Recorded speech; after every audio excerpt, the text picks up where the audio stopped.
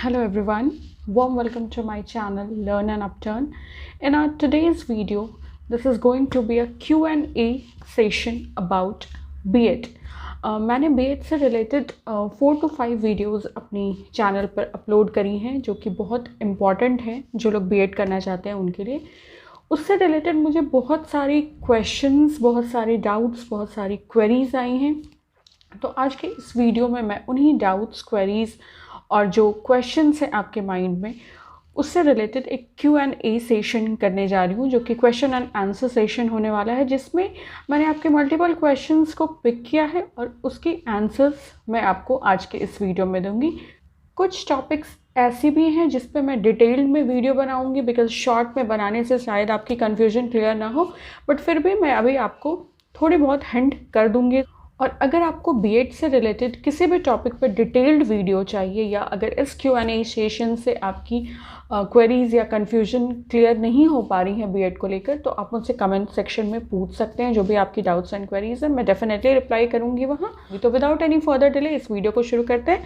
Because Q&A session है तो video थोड़ा लंबा हो सकता है। First question, teaching career start करने से पहले B.Ed करना क्यों ज़रूरी है? इस क्वेश्चन का आंसर मैंने बहुत बार अपनी वीडियोस में बताया है, बहुत डिटेल में बताया है, फिर भी मैं आपको शॉर्ट में बता देती हूँ। टीचिंग करियर, स्कूल्स में टीचिंग करने से पहले आपको B.Ed करना इसलिए ज़रूरी है बिकॉज अब ये मैंडेट है। अगर आपने B.Ed क्वालिफ़िकेशन ले रखा है तभी आप स्कूल में टीचिंग करियर की शुरुआत कर सकते हैं, टीचिंग का करियर परस्यू कर सकते हैं। और साथ ही साथ B.Ed जो है वो ट्रेनिंग होता है। B.Ed के ट्रेनिंग में टीचिंग से रिलेटेड आपको हर एक एस्पेक्ट पे ट्रेन किया जाएगा, चाहे वो चैलेंजेस हों, अपॉर्चुनिटीज़ हों, क्लासरूम मैनेजमेंट हो, प्रॉब्लमेटिक स्टूडेंट से कैसे हैंडल करना है, अटेंडेंस आपको कैसे लेना है, किसी भी क्लासरूम को इंटरैक्टिव एंड इंटरेस्टिंग क्लासरूम बनाने के लिए आप क्या सारे टेक्निक, स्किल्स, टीचिंग एड्स वगैरह यूज़ कर सकते हैं। In short each and everything के बारे में आपको पहले से ट्रेनिंग कराई जाती है जो आपके टीचिंग करियर के लिए बहुत ही बेनिफिशियल होता है और साथ ही साथ आपके कॉन्फिडेंस को भी बहुत ज़्यादा बूस्ट अप करता है। सेकंड क्वेश्चन, अगर आप रेगुलर क्लासेस अटेंड नहीं कर सकते हैं B.Ed में तो आप B.Ed कैसे करें? देखिए, बहुत ही जेन्युइन प्रॉब्लम है ये, बहुत लोगों के साथ होती है, स्पेशली गर्ल्स के साथ। बहुत लोग ऐसे हैं जो मैरिड हैं, बहुत गर्ल्स ऐसी हैं, गर्ल स्टूडेंट्स ऐसी हैं जो मैरिड हैं, जिनके छोटे बेबीज़ हैं या due to some health conditions, health issues या फैमिली लाइबिलिटीज़, बहुत सारी मल्टीपल रीजंस ऐसे हैं जिस वजह से कुछ कैंडिडेट्स जो हैं वो रेगुलर क्लासेस अटेंड नहीं कर सकते। तो आपके पास दो ऑप्शन है। देखिए, अगर आप रेगुलर क्लासेस अटेंड नहीं कर सकते हैं तो आप गवर्नमेंट कॉलेज से B.Ed नहीं कर सकते हैं बिकॉज गवर्नमेंट कॉलेज में जो रूल्स एंड रेगुलेशंस होते हैं वो काफ़ी स्ट्रिक्ट होते हैं। तो वहाँ आपको 75% अटेंडेंस एंड रेगुलरिटी कंपलसरी है। आपके पास दो ऑप्शंस हैं। अगर आप बिल्कुल ही क्लासेस अटेंड नहीं कर सकते हैं, लाइक आप जा ही नहीं सकते, आप सिर्फ एग्ज़ाम देने जा सकते हैं, तो मैं आपको सजेस्ट करूँगी कि आपको कॉरेस्पॉन्डिंग से कर लेना चाहिए। लाइक जो ओपन यूनिवर्सिटीज़ वगैरह होते हैं जहाँ पर सिर्फ आपको एग्ज़ामिनेशन देना पड़ता है, वहाँ से आप कर सकते हैं। बट अगर आप चांसेस ऐसा है कि वीक में आप 2 से 3 दिन या आप क्लासेस थोड़ी बहुत, रेगुलर नहीं बट थोड़ी बहुत ऐसे क्लासेस अटेंड कर सकते हैं, तो आप प्राइवेट में एडमिशन ले लीजिए। ऐसे प्राइवेट कॉलेजेस में एडमिशन ले लीजिए जहाँ एडमिशन लेने से पहले वहाँ के मैनेजमेंट से, वहाँ के प्रिंसिपल से आपके सामने आप अपनी कंडीशन रखें, आप बात कर सकें। बहुत सारे प्राइवेट कॉलेजेस ऐसे भी होते हैं जहाँ पर थोड़ा मैनेज हो जाती है सिचुएशन। लाइक अगर आप जाकर बात करेंगे तो थोड़ी लिबर्टी आपको मिलती है। आप रेगुलर क्लासेस नहीं करके भी वहाँ से B.Ed कोर्स को कर सकते हैं। आपको बात करना पड़ेगा और कॉलेजेस के बारे में पता करना पड़ेगा। बट कई प्राइवेट कॉलेजेस ऐसे भी हैं जहाँ स्ट्रिक्ट रूल्स हैं, जहाँ पे आपकी ये प्रॉब्लम सॉल्व नहीं हो सकती है। तो ऐसे कॉलेज का पता करें जहाँ पर आप कुछ क्लासेस करके इस कोर्स को कर सकें। थर्ड क्वेश्चन, अगर आपने सिर्फ ग्रेजुएशन कर रखा है, ठीक है, तो उसके और आप मास्टर्स भी करना चाहते हैं, तो ग्रेजुएशन के बाद आपको मास्टर्स में एडमिशन लेना चाहिए पहले या B.Ed में एडमिशन लेना चाहिए? My opinion will be graduation के बाद आपको सबसे पहले B.Ed करना चाहिए। देखिए, मास्टर्स आप कभी भी कर सकते हैं, ठीक है। बट ग्रेजुएशन के बाद आपको बीएड इसलिए करना चाहिए बिकॉज बीएड के तुरंत बाद से टीचिंग करियर की जो ऑप्शन है वो आपके लिए ओपन हो जाती हैं, आप अपनी करियर को बिल्डअप कर सकते हैं। और जहाँ तक रही मास्टर्स की बात, तो ग्रेजुएशन के बाद आप 2 स्ट्रीम में मास्टर्स कर सकते हैं। फॉर एग्ज़ाम्पल आपने बीकॉम किया, ठीक है, बीकॉम करने के बाद आपने बीएड किया, बीएड करने के बाद अगर आप मास्टर्स करने की सोच रहे हैं तो सिंस आपने 2 स्ट्रीम में 2 सब्जेक्ट्स में आपने ग्रेजुएशन किया है, first is commerce and second is education, तो आपके पास 2 अपॉर्चुनिटी आपको मिलती है, या तो आप एमकॉम कर सकते हैं या फिर आप एमए इन एजुकेशन कर सकते हैं। मास्टर्स के लिए आपके पास 2 सब्जेक्ट्स की अवेलेबिलिटी होती है बीएड करने के बाद। इसलिए मेरी रिकमेंडेशन ये रहेगी कि ग्रेजुएशन के बाद आप तुरंत बीएड करें, देन अगर आपको मास्टर्स करना है तो आइदर रेगुलर या आइदर जो ओपन यूनिवर्सिटीज़ होती है वहाँ से कर सकते हैं, और साथ ही साथ आपको चॉइस भी मिलेगा कि आप 2 सब्जेक्ट्स में से कौन से सब्जेक्ट में मास्टर्स करना चाहते हैं। Next question and very important question, distance course से जो बीएड जो लोग करते हैं, मतलब ओपन यूनिवर्सिटी से जो लोग बीएड करते हैं, वो उसकी जो सर्टिफिकेशन है वो वैलिड है या नहीं। देखिए, इससे रिलेटेड बहुत सारी चीज़ें आपको ध्यान में रखनी होगी। सबसे पहली जो सबसे इम्पॉर्टेंट चीज़ है वो ये है कि जिस भी यूनिवर्सिटी या जिस भी कॉलेज से आप बीएड कर रहे हैं, फर्स्ट ऑफ ऑल आप उसकी रजिस्ट्रेशन का बहुत अच्छे से पता करें कि वो एनसीटीई से रजिस्टर्ड है कि नहीं। बिकॉज जिस कॉलेज से आप बीएड कर रहे हैं, जहाँ से आप ट्रेनिंग ले रहे हैं, वो कॉलेज सर्टिफाइड होना चाहिए, एफिलिएटेड, रजिस्टर्ड, जो आप समझ सकते हैं, जो वर्ड आपको ज़्यादा कनेक्ट कर पा रही है, वो होना बहुत ज़्यादा ज़रूरी है। अगर आपका कॉलेज ही सर्टिफाइड नहीं रहेगा, एफिलिएटेड नहीं रहेगा, तो आपकी कोर्स की कोई भी मान्यता नहीं रहेगी। रही बात डिस्टेंस कोर्स से बीएड करने की, ओपन यूनिवर्सिटी से बीएड करने की, तो देखिए वैलिड है। अगर आप ओपन यूनिवर्सिटी से भी बीएड करते हैं तो वो भी वैलिड है, बट जहाँ प्रेफरेंस की चॉइसेस आती है, फॉर एग्जांपल एक स्कूल है जहाँ पर एसएसटी की वैकेंसी है, ठीक है, एक टीचर चाहिए सिर्फ उन्हें, और जैसा कि मैंने बताया कि स्कूल्स में बीएड कंपलसरी है। रेगुलर कोर्स से जिन स्टूडेंट ने बीएड किया है उनकी भी रिज्यूमे है वहाँ पर, और ओपन यूनिवर्सिटीज़ से जिन्होंने बीएड किया है उनकी भी रिज्यूमे सबमिट करी गई है वहाँ पर। तो चांसेस ये ऐसा होता है कि जिन्होंने रेगुलर कोर्स से बीएड किया है उन्हें प्रेफरेंस मिले। मैं प्रेफरेंस की बात बोल रही हूँ, मैं ये बिल्कुल भी नहीं बोल रही हूँ कि अगर आपने ओपन यूनिवर्सिटी से किया है तो आपको चांस नहीं मिलेगा। बहुत सारी और ऑप्शंस, बहुत सारी सिचुएशंस, बहुत सारी चीज़ों को देखते हुए डिसीजन लिया जाता है, बट चांसेस ये रहती है कि प्रेफरेंस उन्हें मिलेगा जिन्होंने रेगुलर कोर्स से बीएड किया है। Reason being, through out class के दौरान, ट्रेनिंग के दौरान जो भी सारी छोटी छोटी चीज़ें सिखाई गई हैं टीचिंग करियर से में आने से पहले, उसके बारे में उन्हें थॉरो नॉलेज है।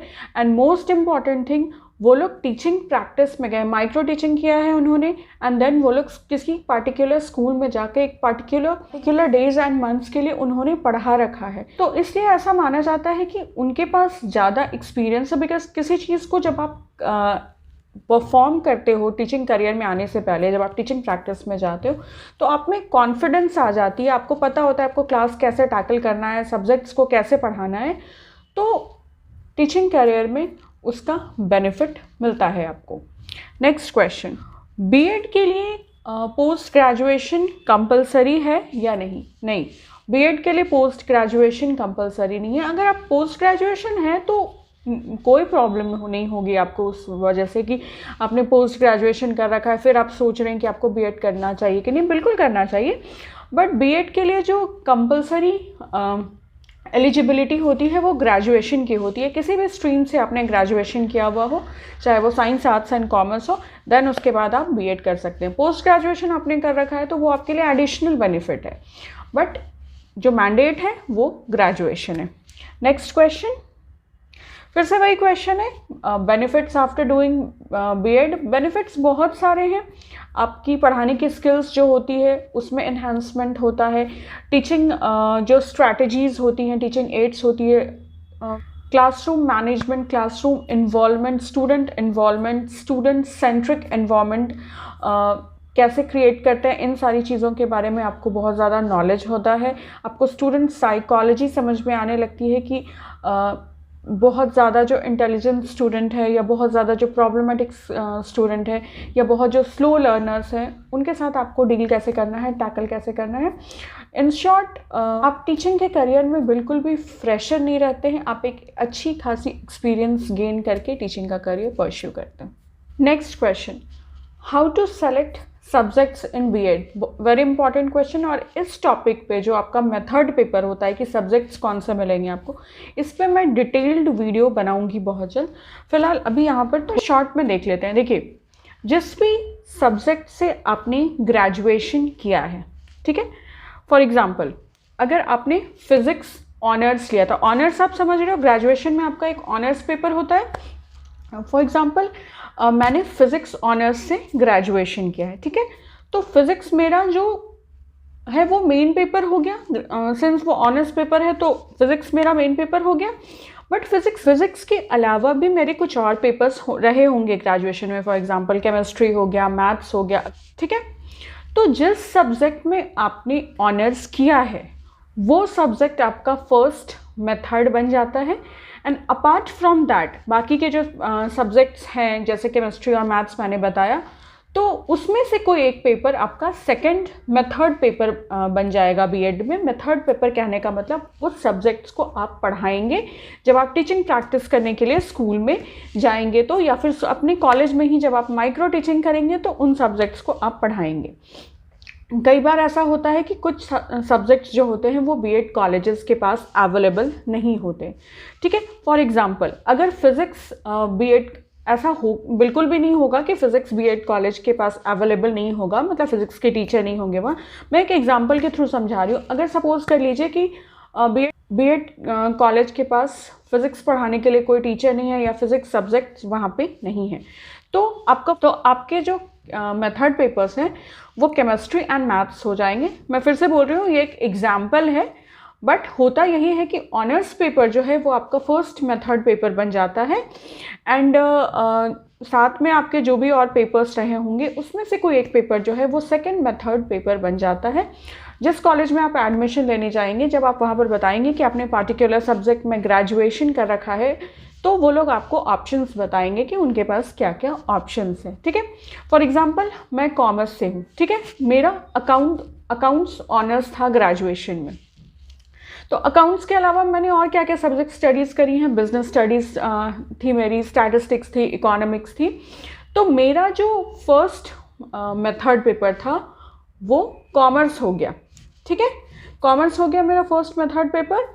एंड जो मेरा सेकंड मेथड पेपर हो गया वो क्या हो गया, इकोनॉमिक्स हो गया। क्योंकि जब मुझे टीचिंग प्रैक्टिस करने के लिए जाना होगा तो कॉमर्स में तभी पढ़ा सकती हूँ जब मुझे ऐसा स्कूल मिले जहाँ पे 11th और 12th हो, क्योंकि 10th तक कॉमर्स का कोई कनेक्शन नहीं है, 10th तक कॉमर्स नहीं पढ़ते हम लोग, 11th से कॉमर्स शुरू होती है। तो या तो ऐसी स्कूल में मुझे भेजा जाएगा जहाँ पर जो स्कूल +2 हो, जहाँ 11th 12th हो। तो मेरा सेकेंड मेथड क्या हो गया, economics, for the backup also, कि अगर मुझे इन केस कभी ऐसे स्कूल में भेज दिया गया जहाँ पे 12th नहीं हो, 10th तक भी हो, तो मैं 10th तक के बच्चों को इकोनॉमिक्स पढ़ा सकूं और एसएसटी भी मिल सकती है मुझे। इकोनॉमिक्स कॉमर्स के अंदर आता है, कॉमर्स का ही एक सब्जेक्ट है, तो मैं इकोनॉमिक्स पढ़ा सकती हूँ। जब हम लोग टीचिंग प्रैक्टिस में गए हुए थे पढ़ाने के लिए, तो वो स्कूल +2 था, वहाँ पे मैंने कॉमर्स भी पढ़ाया है 11th 12th को। बट जो 8 to 10 के बच्चे हैं या 6 to 10 के बच्चे हैं, उन्हें हमने एसएसटी और इकोनॉमिक्स भी पढ़ाया है, क्योंकि हमारा सेकंड मेथड इकोनॉमिक्स था। इसीलिए अगर आपका फिज़िक्स ऑनर्स है तो आप जिस स्कूल में पढ़ाने जा रहे हैं वहाँ पर फिज़िक्स और मैथ्स दोनों पढ़ा सकते हैं, क्योंकि आपका फर्स्ट मेथड फिज़िक्स हो जाता है, सेकंड मेथड इकोनॉमिक्स हो जाता है। इसी तरीके से अगर आपने इंग्लिश से ऑनर्स कर रखा है तो आपका फर्स्ट मेथड इंग्लिश हो गया, आप जहाँ भी जाएंगे वहाँ आप इंग्लिश पढ़ाएंगे।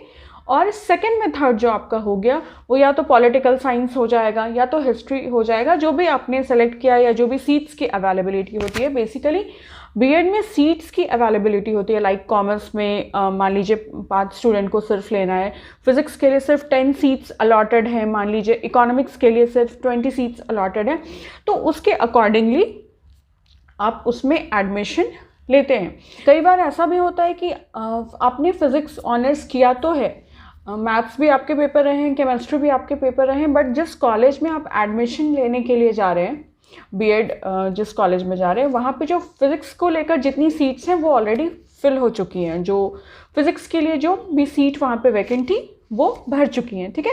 तो आप इन दैट केस मैथ्स में भी एडमिशन ले सकते हैं। मैथ्स के लिए सीट्स अगर वहाँ वैकेंट है तो आप मैथ्स के लिए मैथ्स सब्जेक्ट में भी एडमिशन ले सकते हैं। तो इन दैट केस मैथ्स जो है वो आपका मेथड पेपर 1 हो जाएगा और फिज़िक्स जो है वो आपका मेथड पेपर 2 हो जाएगा, सिंस आपने एडमिशन मैथ्स सब्जेक्ट में लिया है इसलिए। तो आपको समझ में आई होगी ये चीज़, बिकॉज बहुत ज़्यादा कन्फ्यूजन होता है इन सारी चीज़ों को लेकर। आप वहाँ पर जाकर बताएंगे आपने ग्रेजुएशन में क्या लिया था, तो फिर उस अकॉर्डिंग आपको फिर समझ में आने लगेगा। वो आपको बताएंगे कि इन सब्जेक्ट्स के लिए क्या क्या ऑप्शंस हैं, कौन कौन से मेथड है, वो सारी चीज़ें आपको क्लियर हो जाएंगी। मैंने एक शॉर्ट में डिस्क्रिप्शन दिया, बट इस पर मैं एक डिटेल्ड वीडियो भी बनाऊंगी।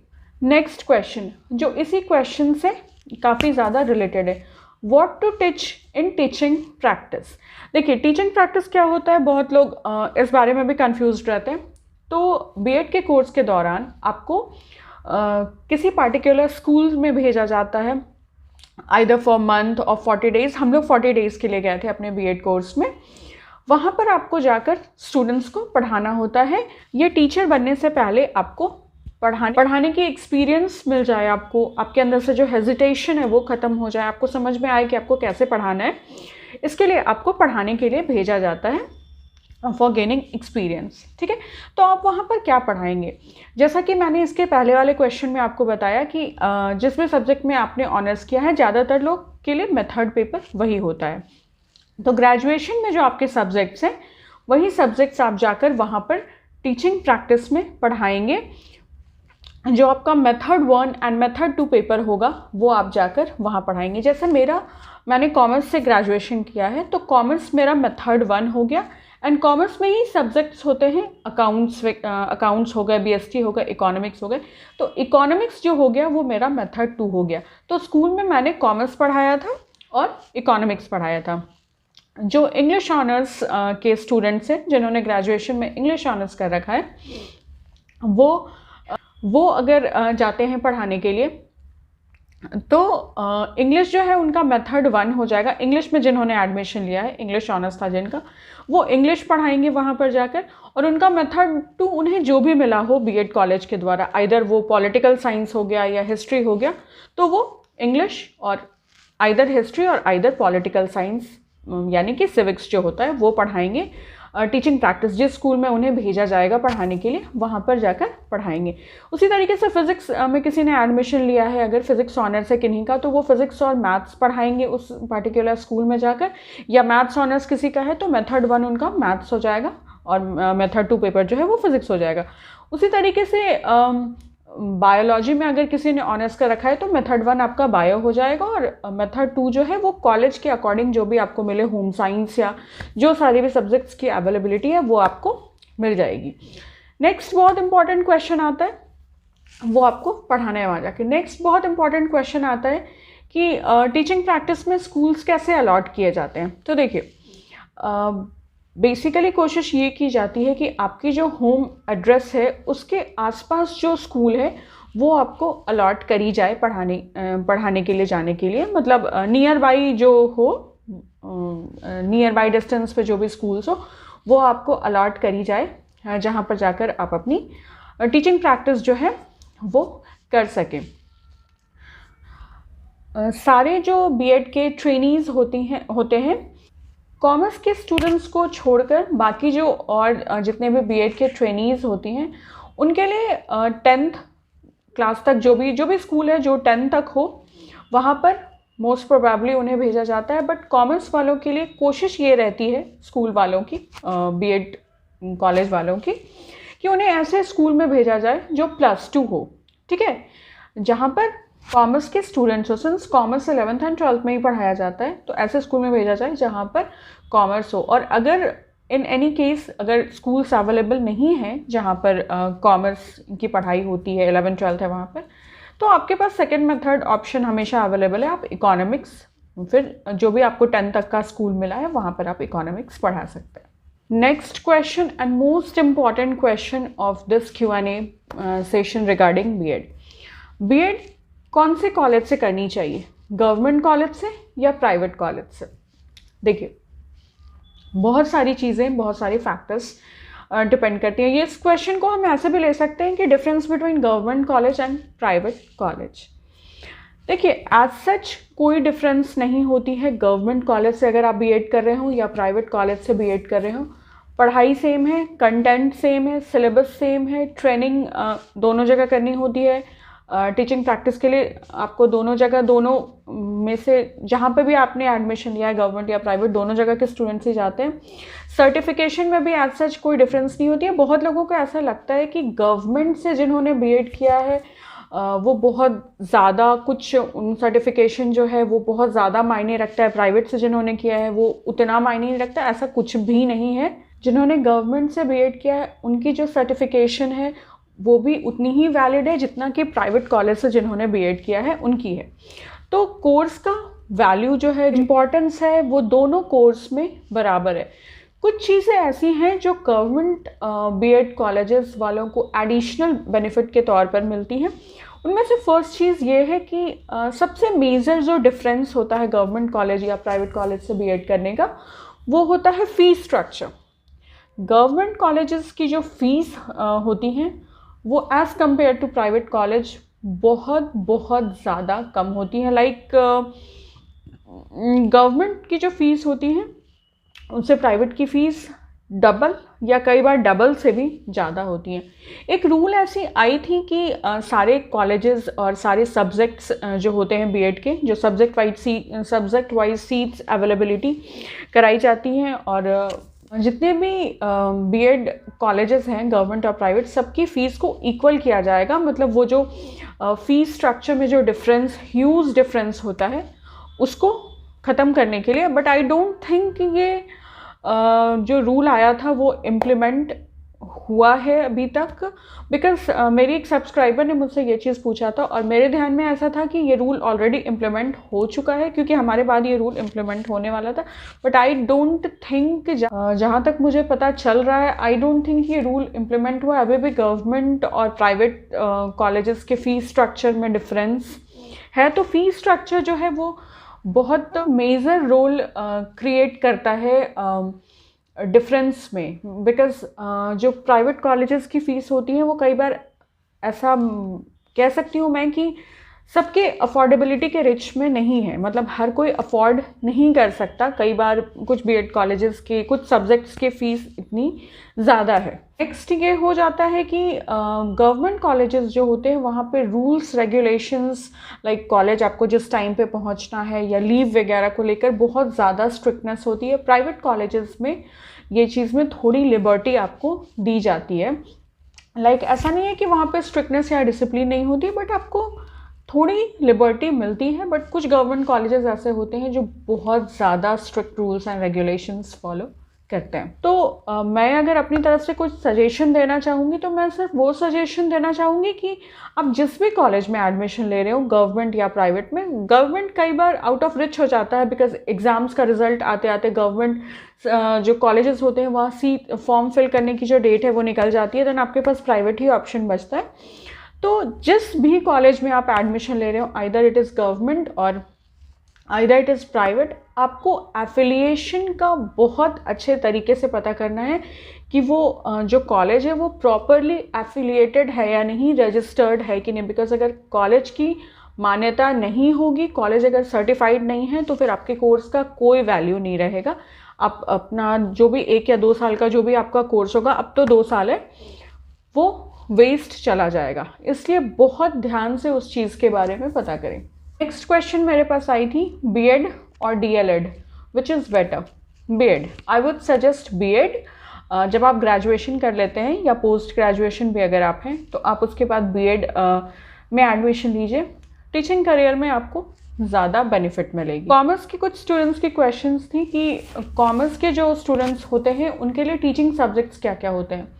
तो देखिए, कॉमर्स के लिए टीचिंग सब्जेक्ट्स में अगर आपको +2 स्कूल में भेजा जाता है तो वहाँ पर आप 11th एंड 12th को कॉमर्स पढ़ा सकते हैं। वहाँ के जो कॉमर्स की एचओडी है या जो कॉमर्स के हेड है, उनसे आपको बात करना होगा पहले। प्रॉब्लम एक्चुअली ये होती है कि 12th क्लास को हर किसी को पढ़ाने नहीं दिया जाता है, बिकॉज वो बोर्ड बैच होता है, ठीक है। तो बहुत ज़रूरी होता है कि हर एक चैप्टर, हर एक टॉपिक पे उनका कमांड हो। और सिंस आप फ्रेशर्स हैं तो थोड़ा डाउट हर किसी को रहता है कि उनके स्टूडेंट्स का फाउंडेशन में थोड़ा प्रॉब्लम ना हो, थोड़ा वीक ना हो, या कोर्स थोड़ा डिले ना हो जाए।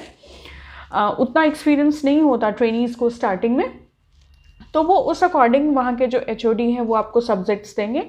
कॉमर्स की मैं बात करूँ तो कॉमर्स में आपको जो जो सब्जेक्ट्स पढ़ाने को मिलेंगे वो है अकाउंट्स हो गया, BST हो गया, और उस स्कूल में पार्टिकुलरली बहुत जगह पर business mathematics and commercial mathematics होता है, वो भी होता है, वो आप पढ़ा सकते हैं वहाँ पे।